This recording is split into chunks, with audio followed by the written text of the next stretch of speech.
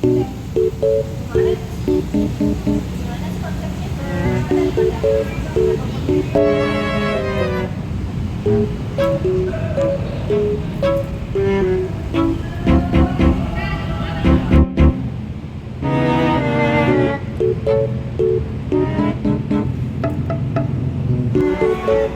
Kenapa kak? Enggak.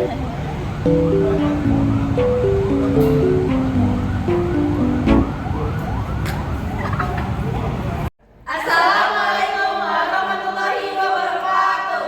Kami dari kelompok 3. Nama saya Farhan Surya Saputra. Nama saya Fitri Badaria. Saya Fania Nulian Saputri.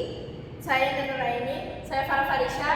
Kami akan menerangkan materi mengenai peran dan dampak teknologi informasi dan komunikasi dalam pengelolaan sumber daya manusia di era digital.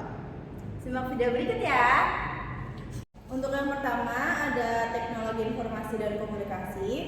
Definisi teknologi informasi dan komunikasi TIK secara umum mengarah pada berbagai alat dan sistem yang digunakan untuk mengolah, menyimpan, dan menyebarkan informasi. TIK terdiri dari perangkat keras, perangkat lunak, dan jaringan komunikasi. Lebih luasnya, TIK berupa internet, komputer, telepon seluler, media sosial, dan berbagai aplikasi untuk berkomunikasi.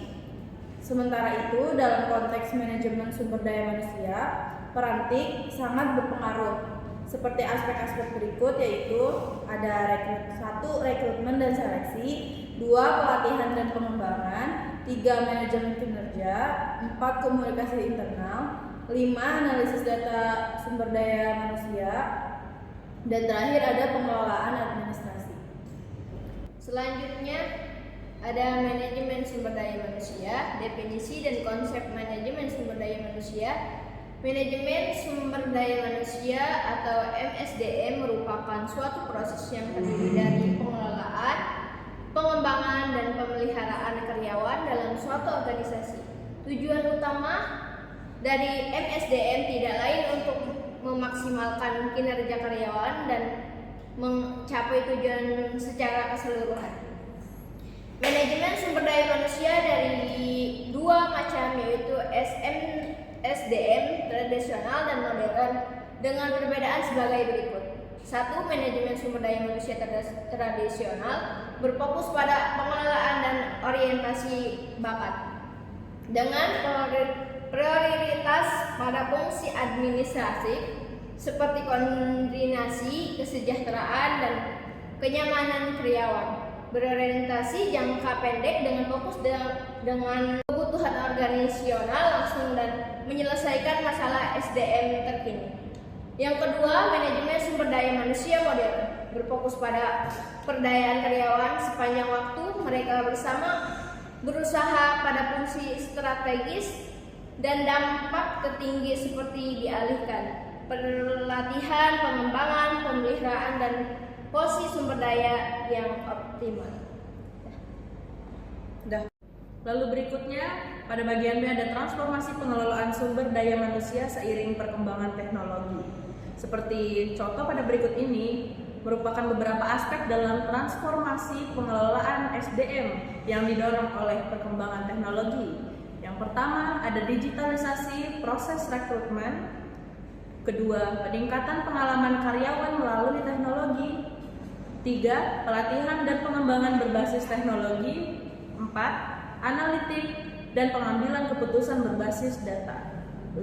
Pekerjaan jarak jauh dan fleksibilitas. 6. Kecerdasan buatan atau AI dan otomatisasi.